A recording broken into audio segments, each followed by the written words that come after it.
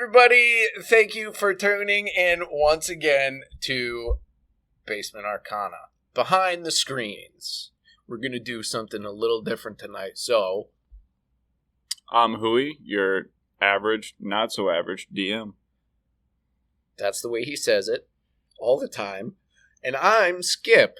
And I don't ever play favorites. Not once. I love everything equally.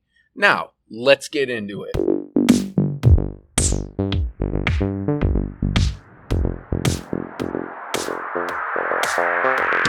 All right. Tonight, we're going to be talking about our favorite characters.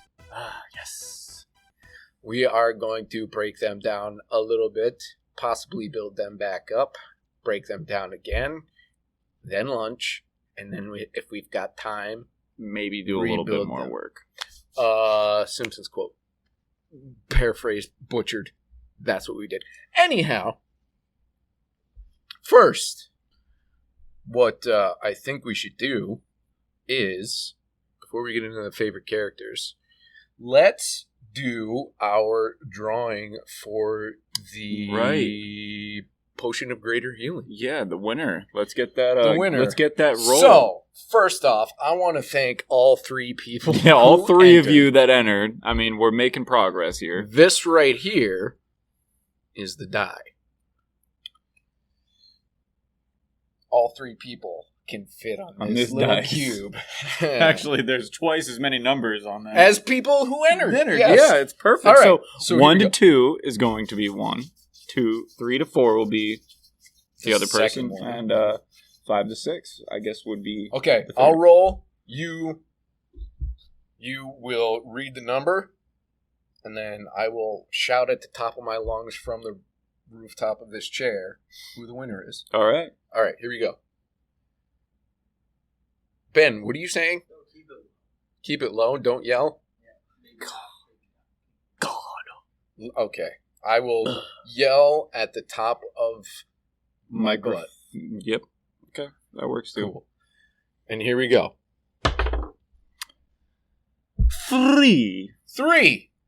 Well, the winner then is Acro Gypsy _ Winner. Chicken dinner. There it is. Congratulations. And and here is your lovely prize that we didn't set out on the table. Whoopsies. Here we go. It's a learning curve, people. It's a learning curve. We're doing great this episode. That plastic bottle sound was not a kicked over plastic bottle. Definitely But wasn't. in fact, giant ants. That column themselves into Oh, the here shape we go, of the here we bottle. go, we got look, it. it's magically floating towards Here we go. us. Oh, thanks, Ben. Oh, hey, yeah, Thanks. it just appeared You like did it. magic. Thanks, Ben. He definitely didn't do it. It wasn't Ben, it was the magic. It was the Arcana. Woo! And the whole little waka waka waka The whole waka kit and waka caboodle. chest. The whole kit and caboodle. Oh, look at that. Totes adorbs. All yours. _ You done it. Thanks for spreading the word. And how are they getting it? just like it is. Yeah. So what we'll do? Oh, yeah, that's a good idea. So we'll get your contact information and all that good stuff, and we'll get some sort of video of you going, "Hey, thanks," or something. I don't know. Yeah, that'd be great. I mean, we'd appreciate it. Yeah. Anyhow, Yeah. favorite characters. This has been a debacle straight from the beginning. Here we go. I mean, when. When- Not. It's always a shit show. Powder into a fish fry. All right, Gorton, you fucking handsome fisherman, you. Okay, so Oh, Greg. when it's attached to your rod, mother like a. When we get into multiple games of D&D, there's inevitably going to be one. Oh, look, it's a purple die. Cool. Anywho, we eventually get one or two characters that kind of top the list of builds that we really enjoy, personalities that kind of zoom into that narrative flair that we're trying to portray with it and sort of grow with as far as race and class and all that stuff. Right. I would say there's one that really sort of stands out. And I've played a Wood Elf Ranger. Mm-hmm. Started briefly with Loxodon. Didn't really get to develop him much. No. Loxodon. That was a quick that was a very campaign. Good. Loxodon Druid. We got into Theros with Capris, my Satyr Warlock. Yep. And I personally love Capris, but he was fun to play. But my favorite is my Echo Knight Fighter Goblin Frick. Yeah. He is my absolute favorite. Now, you've played a number of different characters and races and classes, and where are you at with yours? So quick kind of background as well. Like the first campaign I ever played was a half-elf monk, Callian Shoreborn. That was not a super long-lasting, but he was fun to play. Great introduction. Great introduction. Yeah, great introduction. Holy. I wanted to play something martial. Yep. Based off the rip, because it was my first campaign, first time ever playing, so I figured do something a little bit.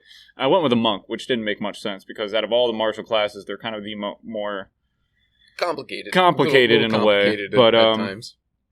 I after that, I believe was Polaris in your homebrew campaign, Polaris Astron, which was a star circle druid, which was awesome. I really loved Polaris. He was great. And then we got into in the Theros, I was Versailles Maelstrom. Yep. A Twilight Domain cleric, which I personally, he out of all the characters I've made, he wasn't a haunted one. Oh yeah. He was an acolyte, part of a pretty classic Hui haunted backstory, but he was kind of like this like an adult child being let out into the world and didn't really know what was going on, and he was like, I'm just gonna take it for what it is. But in your campaign currently is Deucalion, and I've really grown to just love Deucalion Shadowmane. He is a shadow magic sorcerer who wants to keep the fact that he's demon possessed a secret, despite the fact wearing a displacer cloak. Yeah. That I perfectly skinned. I mean, you ended it's up... conical. Yeah. So, now, Sorcerer. What drew you to Sorcerer? Well, what race is he? He's a tiefling. He's a tiefling, yep. That's okay. I've honestly played mostly, like, elven-based classes, half-elves, elves, dark elves, and this was my first, like, venture out from that, because I just felt like I was like, all right, I gotta break the... What made you... What was it about the tiefling that drew you to that, opposed to your elves? When I started to make the Shadow Magic Sorcerer, I thought, what kind of race would best suit a class... subclass that is essentially based on some form of dark energy and demonic energy. What class race most looks like a demon? The tiefling. Yeah. Also, I was watching Critical Role, and I loved Jester's character, and she was a tiefling. Yeah. So it just kind of fell into place. One of my absolute favorites. Yeah, by far. Jester Lavore, amazing character. Yep. So it kind of just fell into place for me, and to this now level 6, I couldn't be happier. I mean, I got Hellish Rebuke, just a phenomenal racial trait, if you ask me. Yep. Everything. I had that with Capris. Capris. Yep. Super useful spell right off the rip. And it's to get a reaction that can something like that right off the rip, and to get a reaction in itself that actually does damage and isn't more of less like a disengage reaction or something like that is just a game changer early game. I mean, if you're a DM and you see Hellish Rebuke on a character or a tiefling, you just know you have a tiefling playing in your party. Yep. Be prepared for that, because chances are whatever quarter CR that you put on the table could literally get one shot by a good Hellish Rebuke roll. Yeah. I've seen it happen. Yeah, me too. Now, you went for the more deeper reasoning for choosing your race, where I went the opposite way. Yeah, I wanted to play a little mischievous boy. Which you couldn't have chose a better. But I mean, you really, to be mischievous, you had the choice of gnome, and goblin, and I love that you went with goblin because it makes sense for the backstory. He's and a creepy, like he's inadvertently creepy. Yeah, he is a little mischievous goblin, and that's really the way I wanted to take him, just like a lighthearted, at least on the outside, a super lighthearted personality that just really just wants to be buddies with people. You know what I mean? I mean, he's an adult. Oh, he's 11 years old. He's 11 years old. He's an adult. Man. He's a man. I'm 11 years old. I'm a full-grown but man. The fact that his personality is so childlike is what really just pulls it all together. And I love it. But that's, I like that you can have so many people playing this game and have such a different take on how you want your characters to start out and what kind of character you want them to be. So when it came down to Ben, shut up. This is the worst episode ever. This is the worst. Why are you fucking staring at us? Turn your chair around and stare at us through the fucking...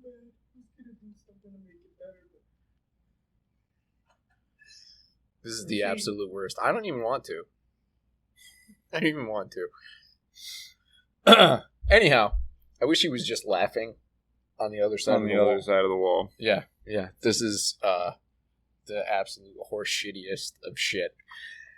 Moving on. So, why the fuck are we here? Well, we're here to tell other people why they should play the classes that we fell in love with. Yeah. Pretty much. Yeah. So anyhow, why the fuck did you choose to be a sorcerer? This is ruined. This is terrible. Damn it. All right, continue. This is going up. I don't even fucking care. I don't care. This is going up.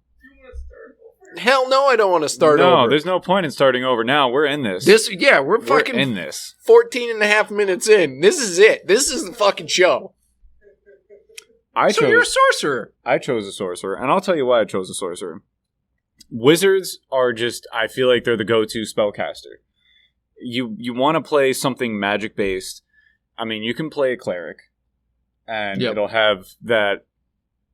You'll have the ability, obviously, to cast spells. They're spellcasters.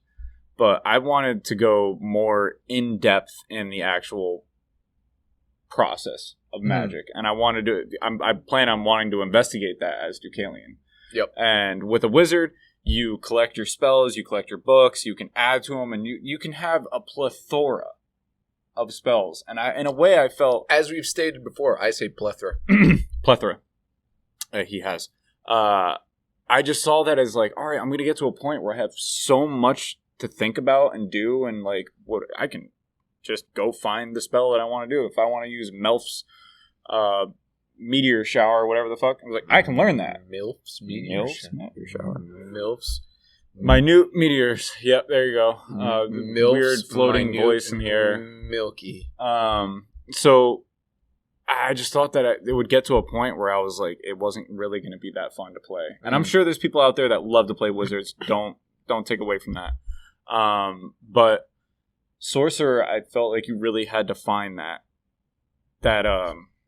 direct track of the type of magic you wanted to use. And with sorcerers, it's innate. And with my shadow magic and Deucalion's background, sorcerer made the most sense. Yeah. So I probably went a little bit too in depth with and like researching exactly how the race would combine with the class, with the background, but there's nothing wrong with that either. No, I don't think a little bit of research is too much, and when you're building a character like that, yeah, you know what I mean. I think as far as when it comes to the goblin side of it, right, with Frick, I couldn't see him as any sort of spellcaster. No, at all. I feel like any sort of, I mean, unless you get into like, I might be wrong, but like Diablo goblin fucking shamans or some shit, you know right? What I mean? Yeah, the burning carvers, all that kind of stuff, right? They're always cackling, and they haven't played that game, and I can't. He's close enough. He's close enough for those of you that play. But outside of that, I don't see goblins as anything more than martial sort of creatures. You know what I mean? It's true. They're very primal. Rock. Yeah, exactly. They're primal. Right. And I guess if you went sorcerer with it, for the most part, you might get some sort of innate, or maybe even a druid, a goblin druid. But I think they'd really have to be in touch with that nature aspect of it, and I didn't see Frick as that. I saw him as more of a like goblins being a hoarding, not hoarding in the sense of gathering things, but like a huge hordes of goblins. Yeah, right. Which is evolved, where I feel like made sense to make him the Echo Knight, as he can manifest an echo. And the way I saw it was that there's always so many goblins coming around, right? Mm-hmm. And it always seemed like they never had an end. And with his bonus action out of combat, he can create his. I mean, you've expended all the time. Your echoes like just it's just toilet paper. I really need to figure out a way to counter this. And Frick is a player in my campaign, and literally escaped an entire mansion combat scenario by just sacrificing his echo over and over and over and over and moving on. I was like, I don't know what to do here, but it's great because it really encompasses that mentality of the goblin horde. Yeah, and that's what I really wanted to push forward with, was like, you never knew how many goblins were in fact in the horde that was coming at you, because many of them had that ability to manifest an echo that they can eventually attack from and send out in sort of what's the word I'm looking for? You send them a scout. There you go. Sending them ahead. Send them out to scout. What's the word I'm looking for? Yes, scouting on ahead, and eventually I'll be able to like work through his eyes and all that stuff. And I'm gonna bring something up to you right now, and I want to see what your brain thinks about this. Okay. Now, this echo is corporeal enough to make an attack. I can attack with him, right? He also has no weight, right? Right. Conceivably, I'm going to run this by you. I would like to eventually, maybe, throw him. Have Frick throw his weightless echo. You see, there's... I see where you're going with this, because the echo has no physical weight. Yes. but you're using your action Right. to throw him. Right. So unless you like preloaded your echo in a spear-like formation, right? Like so, you really just be throwing just ready a turn and be like, all right. As soon as he does this, I throw my echo into the air. I mean, and then when my turn comes around, so this is, you know what I mean. This goes back to think about this is something that goes back to a previous session where we talked about DMs. Like with homebrew, you can come up with your own ideas for things, and the way that this was presented to me, I feel like I can roll with this because I can potentially do something to you, right? You in absolutely return. Could, and that's why I'm all for this. Too, one of our other players has that mechanical bird. Indeed, he does, which he could conceivably grab his echo to a certain amount of feet. I mean, I don't want to give you any ideas, but I mean, strap a bomb to the echo and fucking drop him into the middle of a bunch of people. I mean, what have I done? What have I done? Fluffer Nutter! Right. So when moving on to your, I guess we'll kind of bring this to a close with, what is it about the character now you see in your future level ups or abilities later on, or potentially story wise, that you think will continue to make this your favorite character? So we just hit level 6 in your campaign. Yep. And at level 6, the Shadow Magic Sorcerer obtained the one of the class specific things called the Hound of Ill Omen, which is one of the things that really drew me to the Shadow Magic subclass. Mm-hmm. And it allows me to summon a giant demonic dire wolf, essentially, which seeks out one specific target and tracks it down like it's the only thing it cares about. It's can pass through creatures as if it's difficult terrain. Mm-hmm. And let me give you the thing here. It costs sorcery points, so that goes into another aspect of sorcerers that I really enjoyed. Was it gave it more of a metagaming, hence meta magic, to the whole process. But the Hound is medium, so I think it's like bigger than me, or about the same size. The same size. It appears with a number of temporary hit points equal to half your sorcerer level, on top of its actual hit points. And if they can move through creatures and objects as if they were difficult terrain, and at the start of its turn, the Hound automatically knows its target's location. If the target was hidden, it is no longer hidden from the Hound. So if it's invisible, anything like that, it's in some sort of cover, Hound knows where it is, it can flush it right out. Nice. It takes on the Dire Wolf stat block as well. Okay.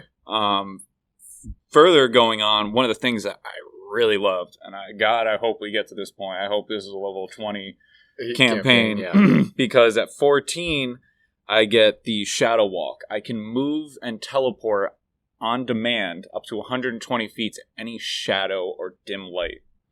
Oh, so just like I can bamf right through shadows as much as I want. That's pretty cool. Pretty cool, right? Yeah. And then the final being Umbral Form at 18th. Where I can turn myself into a shadowy form. I have resistance to all damage except force and radiant, and I can move through other creatures and objects as if they were difficult terrain.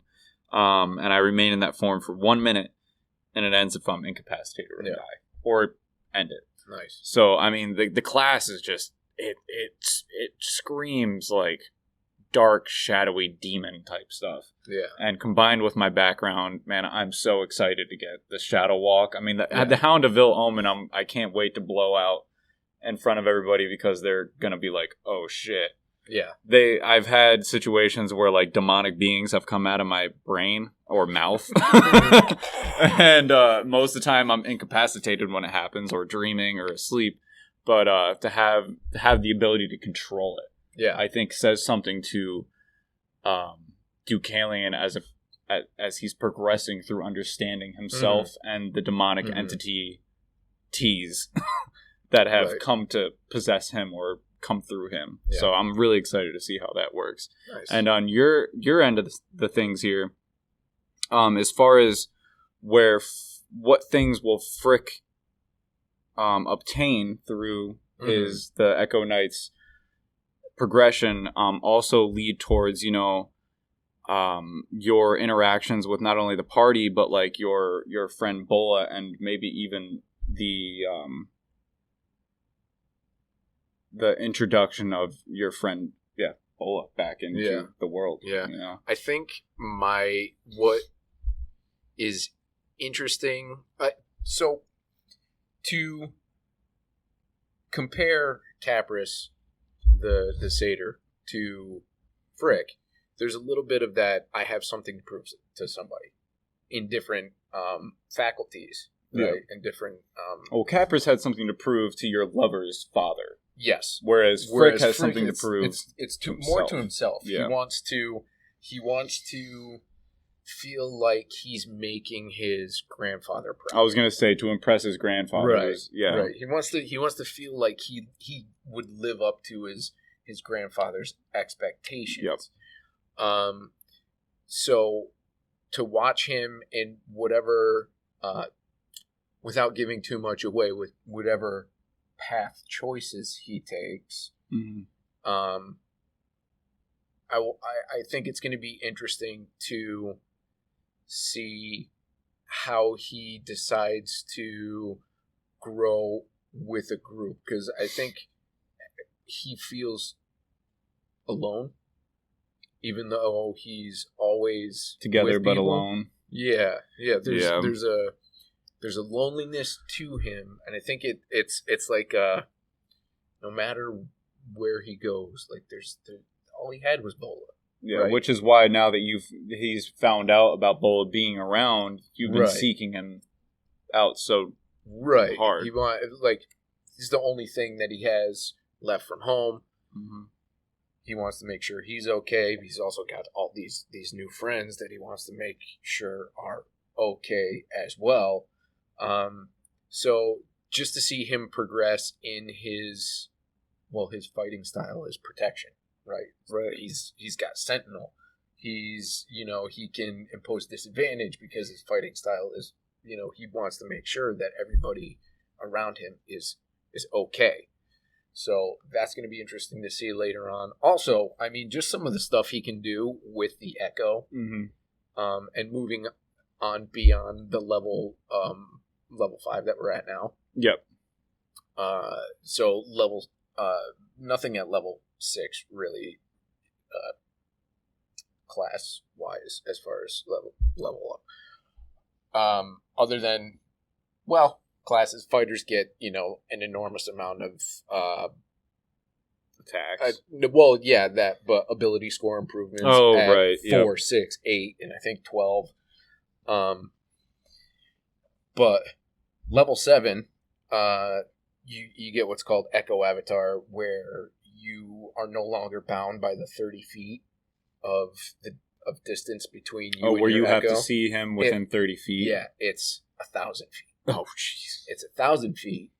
And at that point, he can also see and hear, like project his consciousness into... So you can kind of warg into him? Yeah. Oh, man. Yeah, so there's that, which is super cool. At level 10, there's Shadow Martyr, where you can force your Echo to jump in front of an attack. So... Is that a reaction or a bonus action? That is... attack directed at a creature that you can see... before the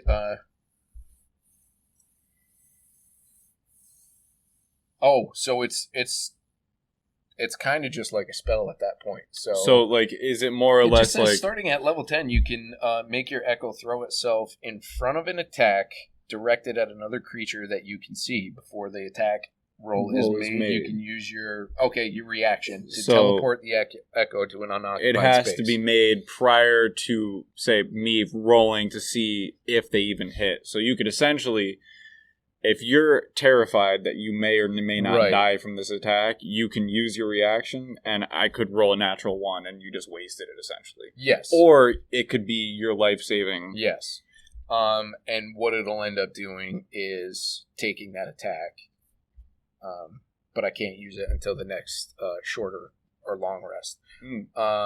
And then at 18, Legion of 1, you can use a bonus action to create 2 echoes with your Manifest Echo feature, and these echoes can coexist. So, Oh boy. there is...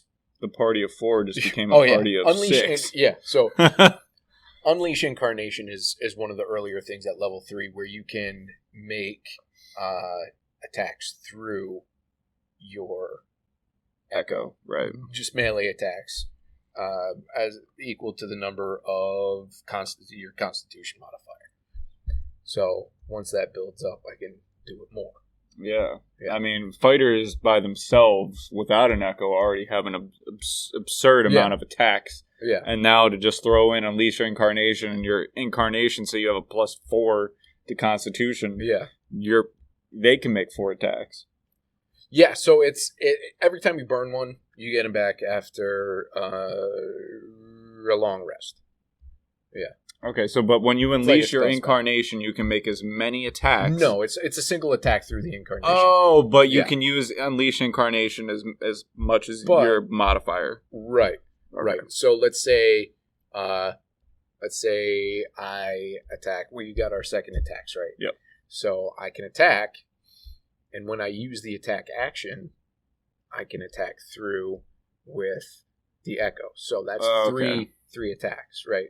Because you have 2 now, and then one from the your echo. Yep. Then action surge, I can attack again. So that's 6 attacks in one turn. Provided I don't have disadvantage from being scared shitless. Man. Anyway. I really thought that Narsgon was going to take you guys down, but... Dude, that was 75% of my health in that one crit. Yeah, they fought like a fallen paladin demon, and the first attack of the entire initiative... I must say. Was when it came to the Alcor was his name. When Albacore, the tuna man. Albacore, the tuna man on a horse, made his first attack roll was against you, and I rolled a natural 20. Yeah, it was fucking great. Yeah. I was like, well, good luck, guys. Yep, bye. Yeah. And then the best part, I mean, I don't want to veer away from this, but the best part is that I had to play one player who could not come that night. He was sick. Come to find out, because he needed to send me a spell list, that son of a bitch had a lot of healing spells that he has not used on anybody once.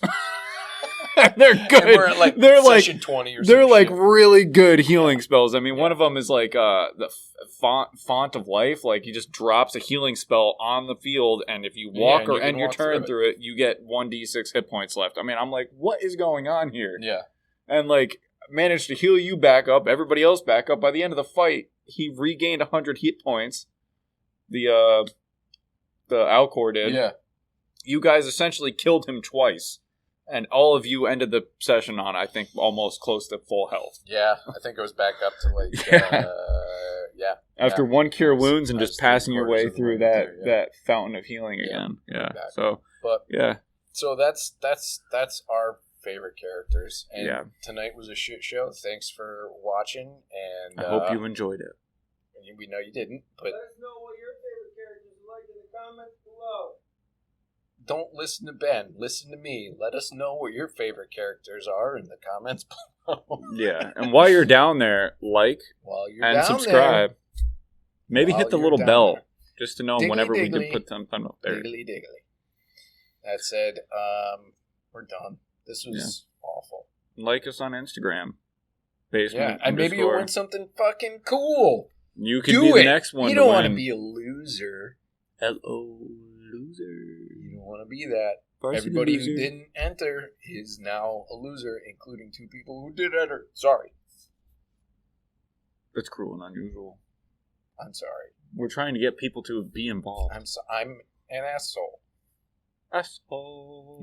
I'm an asshole. Anyway, it's been good. It's been fun. It's been great. we hope you do tell us about your favorite characters and why you play them and their classes and everything. I mean, throw it right down in the comment section. We'd love to hear about it. We like to get a little bit more interaction, and we'll definitely respond. It's better than none. We'll definitely respond. And there's a siren, and we're going to cut it there.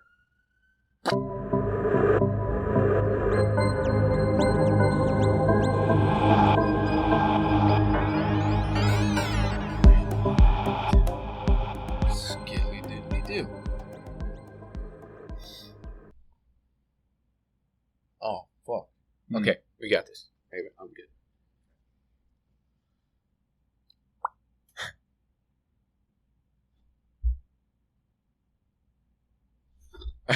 Okay, I got this. Okay.